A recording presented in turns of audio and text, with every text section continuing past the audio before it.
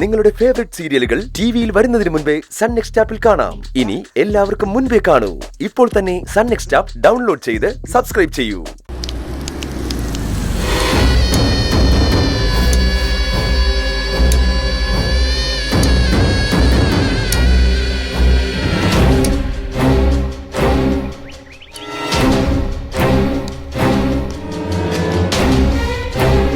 കണ്ടോ കാണേണ്ടയാളെ? ആരെയാ സർ? നിരഞ്ജനെന്താ ഒന്നും അറിയാത്ത പോലെ സംസാരിക്കുന്നത്? എനിക്കറിയാം നിരഞ്ജൻ ആരെ അന്വേഷിച്ചാ വന്നതെന്ന്. പക്ഷേ അയാൾ ഇവിടെ ഇല്ല, അയാൾ പോയി. ഞാൻ സിദ്ധുവിൻ്റെ അച്ഛനെ കാണാൻ വേണ്ടി വന്നതാ സർ. സിദ്ധുവിൻ്റെ അച്ഛൻ ഡിസ്ചാർജ് ഒന്നും ആയിട്ടില്ല, ഇവിടെ തന്നെയുണ്ട്. അല്ല, സാറെന്താ ഇവിടെ? എൻ്റെ കൂടെ നിൽക്കുന്നവരെ ഏതവസ്ഥയിലും കൈവിടാത്ത ആളാണ് ഞാൻ.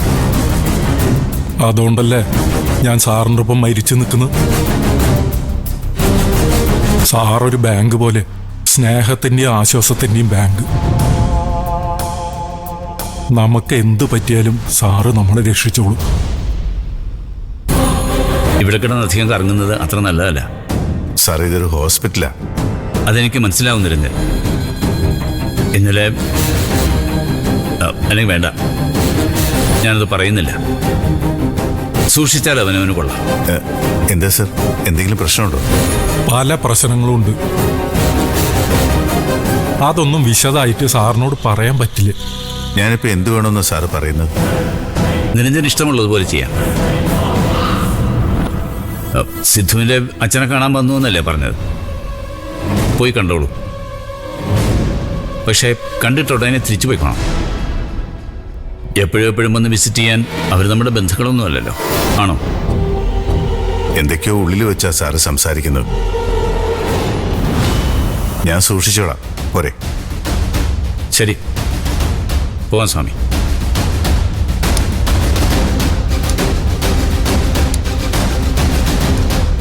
ശരവണനെ ഇനി കാണാൻ ശ്രമിക്കരുത്. അവൻ പോയി. ഇത്ര പെട്ടെന്ന് ഡിസ്ചാർജ് ആയോ? ആക്കി.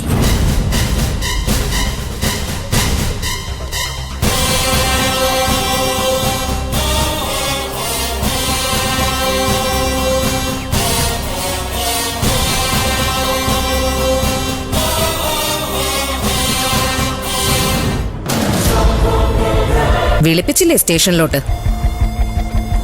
അടുത്ത ഊഴം സിദ്ധുവിൻ്റെതാ. ഞാനൊരു വക്കീലല്ലേ, അത്ര പെട്ടെന്ന് അറസ്റ്റ് ചെയ്യാൻ പറ്റുമോ? ക്ലീൻ കേസല്ലേ, അത്ര പെർഫെക്റ്റ് ആയിട്ടാ ചാർജ് ഷീറ്റ് തയ്യാറാക്കിയിരിക്കുന്നത്. അപ്പോ ഞാൻ കുടുങ്ങും. സംശയം എന്താ? കുടുങ്ങും. അതിനു മുൻപ് റൂബി കുടുങ്ങുമെന്ന് ഞാൻ പറയും. അപ്പോഴോ? ഞാനോ? അതിന് ഞാൻ എന്ത് തെറ്റ് ചെയ്തു? അതൊക്കെ കണ്ടുപിടിക്കേണ്ടത് ക്രൈം ബ്രാഞ്ചാ. ക്രൈം ബ്രാഞ്ചോ? അതെ.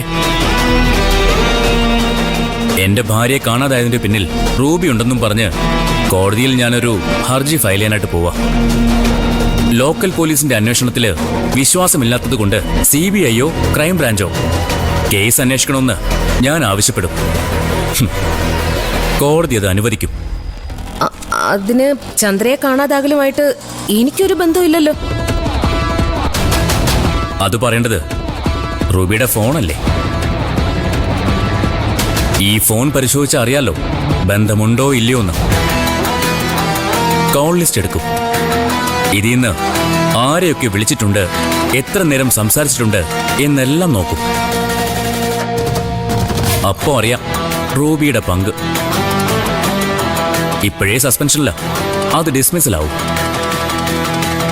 ആ പണിയൊക്കെ എനിക്കറിയാം റൂബി. എന്താ പേടിച്ചു പോയോ? എനിക്കൊരു പേടിയില്ല. ഈ മുഖം കണ്ടാൽ അറിയാം പേടിച്ചു എന്ന്. ഹൃദയമിടിപ്പിന്റെ താളം മുറുകിക്കഴിഞ്ഞു. മുഖത്തുതാ വിയർപ്പ് പൊടിയാനും തുടങ്ങി. ഇനി രക്ഷയില്ല റൂബി. റൂബിയെ ഞാൻ പൂട്ടും. 24 മണിക്കൂർ ഞാൻ സമയം തരും. അതിനു മുൻപ് ചന്ദ്ര പോലീസ് സ്റ്റേഷനിൽ ഹാജരായിരിക്കണം. എന്നിട്ട് അവളെ ആരും തട്ടിക്കൊണ്ടു പോയതല്ലെന്ന് പറയണം. അല്ലെങ്കിലേ ഞാൻ പറഞ്ഞത് മുഴുവൻ സംഭവിക്കും. റൂബി നാറും. എന്തു വേണമെന്ന് നന്നായിട്ട് ആലോചിച്ച് തീരുമാനിക്കാം.